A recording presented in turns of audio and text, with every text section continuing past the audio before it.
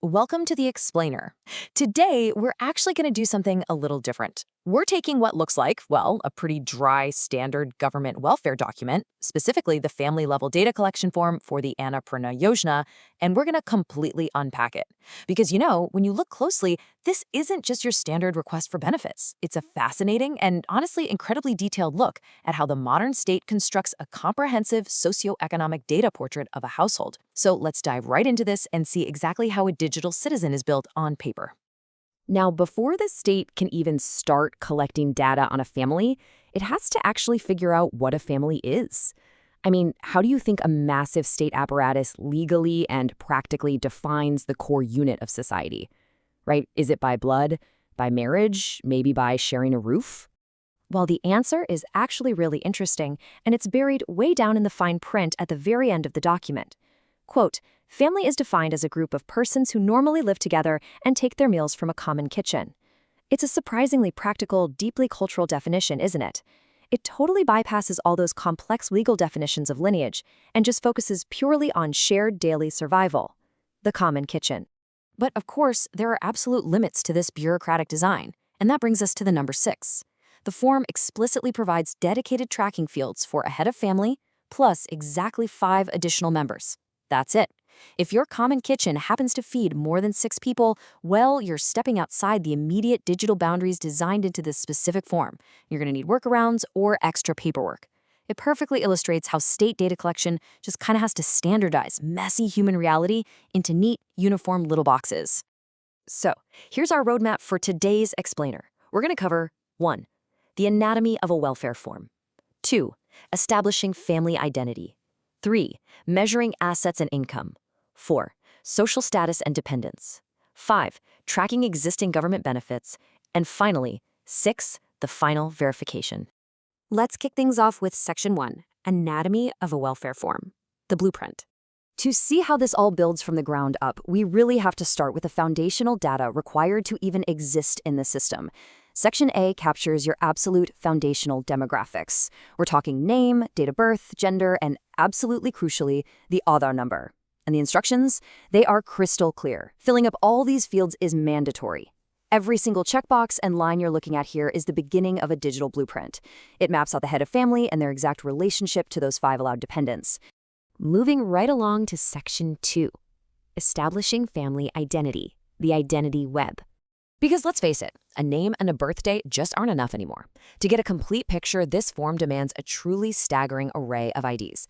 Aadhaar, digital ration cards, which are categorized by specific subsidy levels, by the way, Aadhaar-linked bank accounts with IFSC codes for every single adult, your voter ID, right down to the assembly constituency and part number, PAN cards, GSTIN numbers if you happen to run a business, agricultural and artisan credit cards like KCC or MJCC.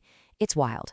The sheer thoroughness of the state's tracking mechanism across completely different registries, financial, electoral, agricultural, it's all pulled together and centralized right here. And this perfectly illustrates just how deep this data gathering goes. If we look closely at Section E, we see the form tracks highly specific, often sensitive legal statuses. For instance, it asks for the status of Citizenship Amendment Act, or CAA applications, whether it's not applicable, applied, or issued with a certificate number. It even asks if a member was deleted in SIR 2026 and whether a case is currently pending in a tribunal. Now, we're just observing the form here, but it is undeniable proof that the state integrates absolutely everything, from your basic voter ID to pending legal and citizenship statuses, straight into a single cohesive household profile. All right, let's look at Section 3, Measuring Assets and Income, the wealth equation. So the government knows exactly who you are legally. But how does it assess what you actually have? Well, a modern state has to measure wealth across very different types of economies. First off, there are formal wealth markers. Think paying income tax, earning a formal private sector salary, or receiving a government pension. But as we know, millions of citizens don't operate in that formal economy at all. So the form also tracks informal wealth markers. Things like total landholding in decimals, working as an informal artisan, or even living in a house with 3 or more solid pucker rooms. Here's exactly how that translates onto the page in Section C. A simple, basic yes or no checkbox regarding whether you own a motorized, non-commercial four-wheeler, like a car, Jeep, or tractor, or whether you have private health insurance. These little checkboxes drastically alter your family's economic portrait. You aren't just giving the government a raw income number, you're literally describing your physical, everyday reality to the state. That brings us to Section 4, Social Status and Dependence, the social fabric. Once the state figures out your wealth, it pivots to look at your family's future. And the absolutely crucial point to remember here is that welfare isn't just about the adults, right? It's heavily about the dependents. The form efficiently categorizes children using this really specific data matrix. It wants the child's name, their grade, exactly what kind of school they attend, and their vaccination status. It literally wants to know if the child's vaccination is started, completed, or just not done at all. And if it's not done, it demands the reason why. Just look at the extreme granularity of this data collection in Section F. When they ask about the school type, the options aren't just your standard public or private. No way. It lists government-aided, recognized madrasa, other madrasa, and then an others category where applicants are instructed to explicitly specify if the child is doing open schooling or homeschooling.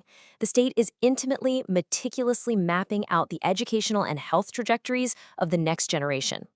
Let's jump to Section 5. Tracking existing government benefits, the welfare ecosystem. Which brings us to a really complex piece of the puzzle. The modern citizen often relies on a deeply overlapping welfare ecosystem, and the government simply needs to know what you're already getting. In Section G, the form meticulously logs every single direct benefit transfer, or DBT, received by the head of family and those up to 5 members. They have to specify the name of every single scheme they're currently enrolled in. This is super important because it prevents overlap, stops double dipping, and allows the state to see exactly how dependent a specific family is on government support. But wow, here's an incredibly interesting little nuance embedded right next to that list of benefits. Alongside tracking what you receive, the form actually provides a built-in mechanism, a literal checkbox, for citizens to actively opt out of a scheme. It gives the applicant a direct point of agency to just surrender a specific benefit right there on the form.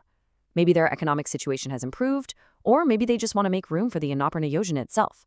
Pretty fascinating.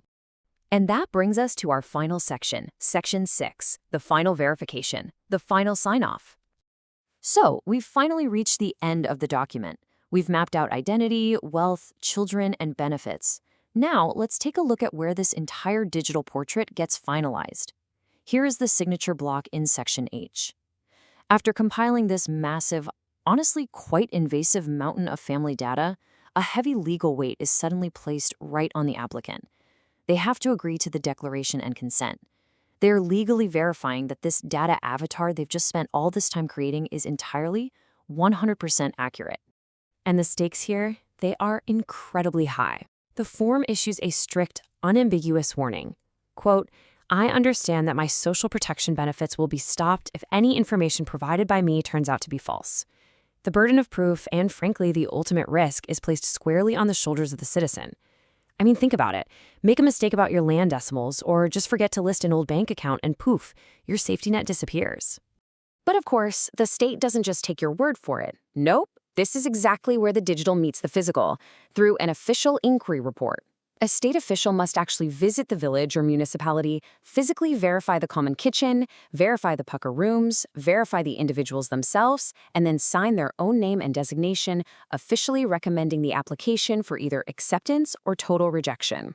So we've gone through the document from start to finish. We've seen how a family is defined by a kitchen and how a whole life is defined by ABAR numbers, school types, and roof materials. So I'm going to leave you with this final thought. When every single asset, overlapping ID, and child's vaccination is meticulously logged, cross-referenced, and physically verified, is this still just a welfare form? Or have we just reviewed the ultimate socioeconomic X-ray of modern life? Thank you so much for joining me for this explainer. Keep questioning the systems around you, and I'll catch you next time.